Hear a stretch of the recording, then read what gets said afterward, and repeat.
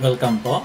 At ang video na inyong mapapanood ngayon ay ang pag-determine ng tamang polarity ng ating PV modules or di kaya kahit sa mga battery po, applicable din to siya na paraan para ma-check natin yung tamang polarity ng ating mga terminals. So this time, ang ating activity is paano natin i-check yung polarity. So normally, yung ating solar panel naman, ito yung positive niya, ito naman yung negative. Pero pag dudugtungan na natin yan during installation, so maraming dugtong, minsan din na nasusunod yung polarity nito, diba?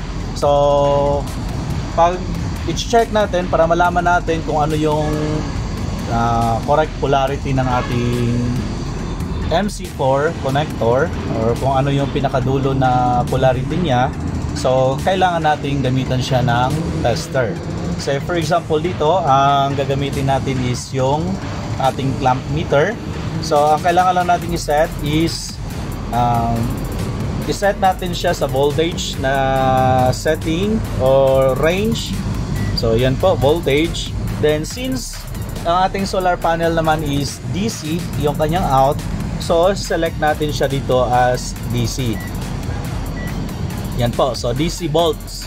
So range natin is voltage, tapos DC po yung kanyang type ng current. So DC voltage. Now, so anong gagawin natin?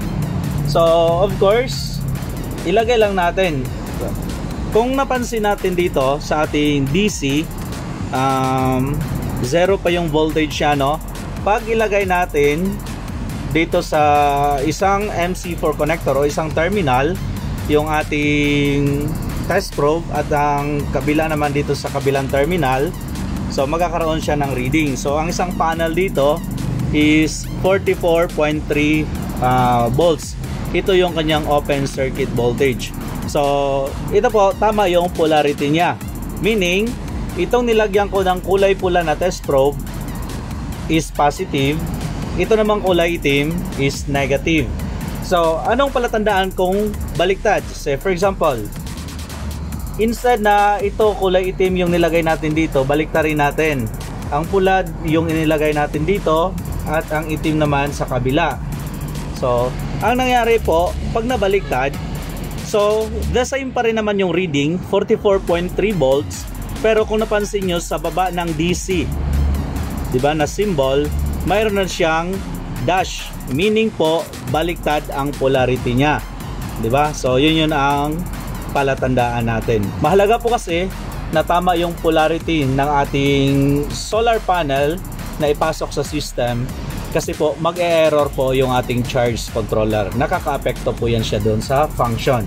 So pag ganito, ibig sabihin baliktad yung polarity. So para may tama, ito yon, nawala na po yung negative niya, diba? So 44.2 volts. So kanina 44.3, ngayon 44.2 volts.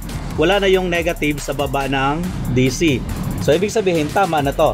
Yung ating nilagyan ng kulay itim is negative. Yun namang nilagyan natin ng kulay pula, siya naman yung positive. So ganun lang kasimple po ang pag-testing or pag-determine ng ating polarity. Maraming salamat po sa panonood ng ating video at sana po may natutunan kayo sa ating mga tinuturong skills dito sa PV Systems installation. Maraming salamat.